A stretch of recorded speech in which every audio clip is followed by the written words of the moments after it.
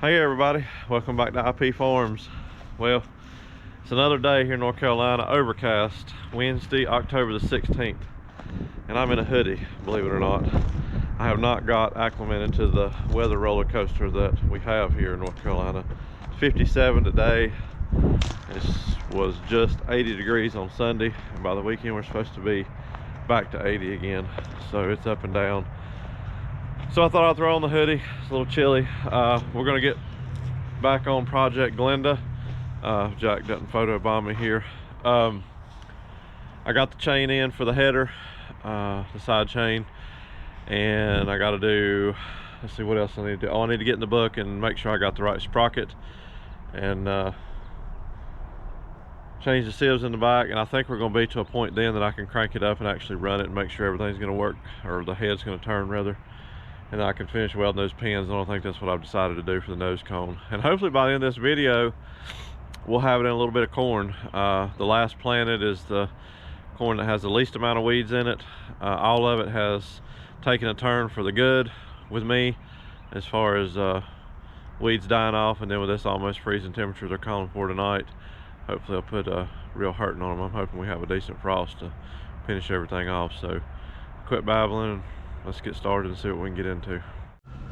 Well, I certainly don't mind admitting my mistakes. So upon further investigation, I went and dug this sprocket out, and I guess I need to look at beans, because that's what Luke's grandpa harvested most with. It was beans. I mean, he did do corn with it years ago. But anyway, make a long story short, the wheat should have been running at 1325. Well, that's a 28th tooth sprocket. That's this one, which is not on it. So it's got the 44 tooth on it now, which runs 500 on the low side and 850 on the high side. So that's going to put me the right one for corn. So between the gauges being so far off with the cylinder clearance and running it way too slow, it is honestly a miracle that I got anything out of the wheat crop. Wow, I'd really like to know what it would have done if I'd had all that right. I mean, I knew I had some you know, some not getting thrashed. Makes more sense now. Learning every day.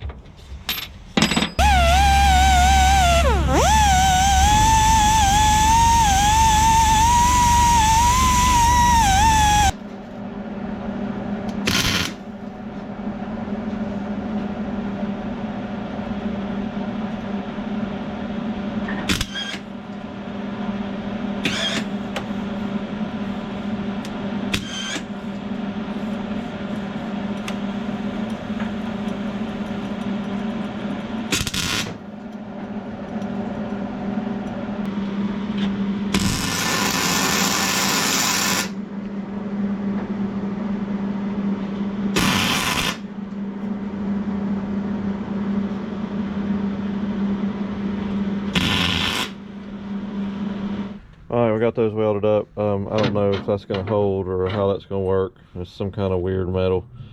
You can hear it actually popping. I don't know if it's got cast in it or what the deal is, but it welded a little weird. But we'll see. No more than I'll have this up and down. I mean, I do have another set back here, worst case, so go from there. But get these bolted on another day, and just a couple of chains up and the sieves in the back. Now that we know that I don't have to change the sprocket, concaves are good. Get the old girl fired back up and probably take it down and, you know, go into a couple of rows, just a few feet, and see how things do before I get to put all my eggs in one basket. So definitely stay tuned, guys. Well, I guess if I'd pay more attention, I could probably get ahead of the game. So I went to bolt these on the nose cone, as you saw, and no, they got to go in here first. That's some anti-seize on there, and of course we have our helper here. Not that he's any help holding this up, but I'll attempt to get the bolts in there without mashing my finger and see what we can do.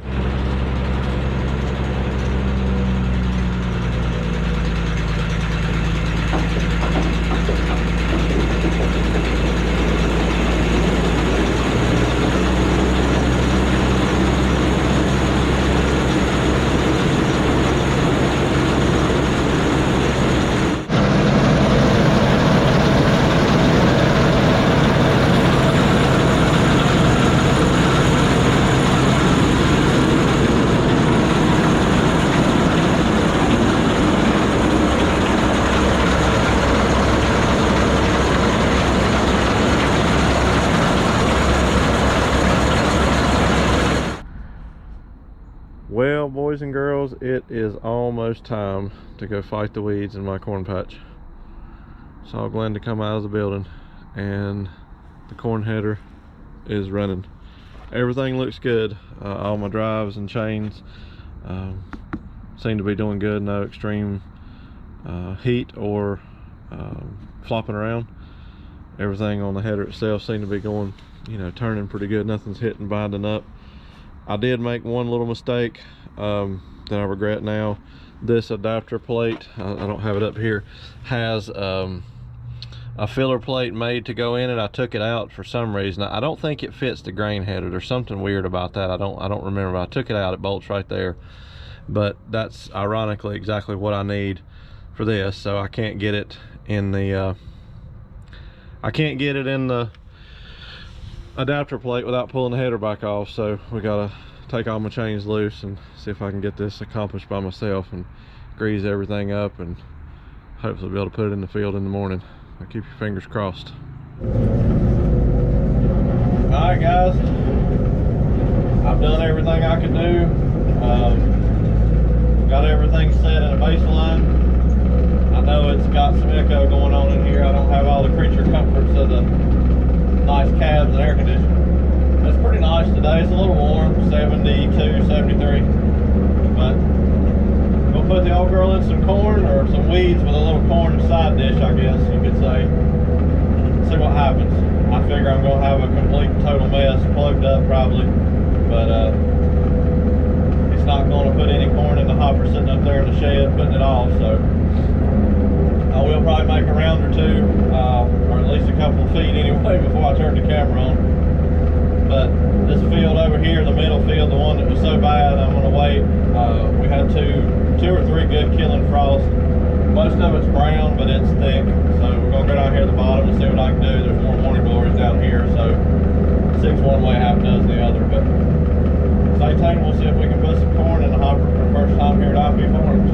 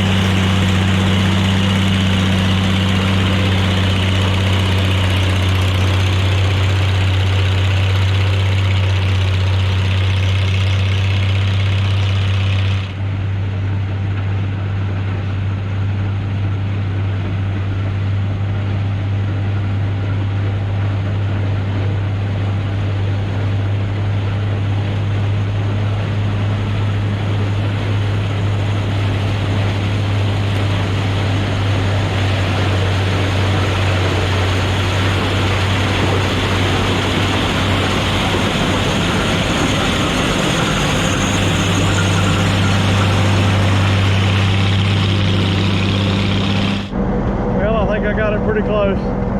Busting a cob every now and again, but just shelling every bit of it.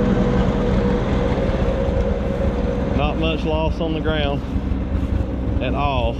Been looking. A little bit of header loss, but it is sure not spitting out seed out the back. Too bad. See, 2, 4, 6, 8, 10, 12, 14 rows. Hopper. I'm pleased. Can't complain, not one bit. Yep. Getting pretty good. I mean, like I said, we're busting a few here or there. I've got the cylinder set way high. Way high. But then, you know, you get the whole cobs out there. So I learned something.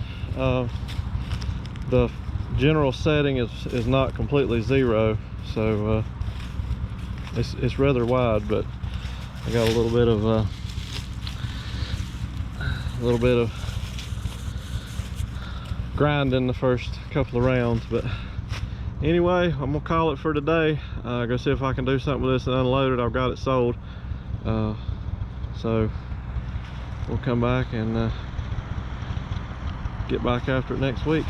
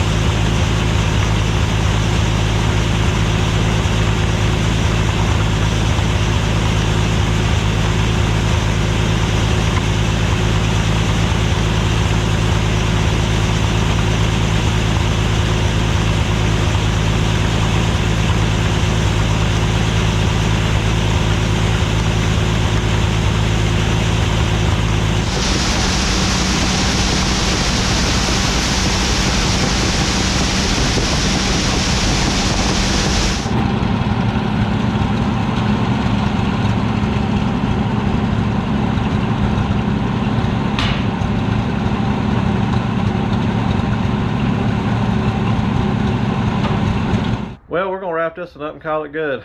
I'm still on cloud 9. I am just tickled to death that I was finally able to run that combine through corn. That's what I've been waiting to do for 4.5, 5 years of this reclaim, and pretty much most of my teenage and adult life. Glenda did very well, very well. Readjusted the cylinder 3 or 4 times, got it to where we're getting pretty much whole cobs out. Not a kernel one left on the cobs. Very little loss in the field. I mean, you really have to look for a kernel here or there, and I think some of that is coming from the header because it is dry. I don't know what the normal rate is for you guys when you're shelling, but I think the highest reading I had was 13.7. The rest of it was about 13.2, so that's pretty close to where I wanted it, just in case I have to store it. But I got guys chomping at the bit already for it. I got a tote and 3/4 out of this. The second tote, which was at the very bottom of the hopper, is pretty trashy. I'm gonna sell it, and I've already sold some of it, you know, at a discounted rate, of course, because it's got quite a few cob chunks in it, and of course some wheat heads and different things in it. But I finally got it dialed in on the last of what I shelled, so you know the top of the hopper worked out pretty good. So I've got a complete tote that's going out, and that one tote already pays for all my corn seed. So I'm looking good on that aspect of it, and I'm having fun. And hopefully you guys enjoyed it. So I think the next video you see will be, or the next one on corn harvest will be all harvesting footage. Try to get some drone shots, maybe get somebody else to do some camera work for me. I know I had a lot of working on Glenda in the combine, you know, on the beginning of this one, but I told you guys we were going to harvest, and I pushed hard, and we did, and I am tickled to death. So I'm not going to keep babbling on about that. Hopefully you enjoyed it. Let me know what you think down in the comments, and we'll see what happens over the next couple of days. Really appreciate everybody following along the journey with me here. Till next time, thank you.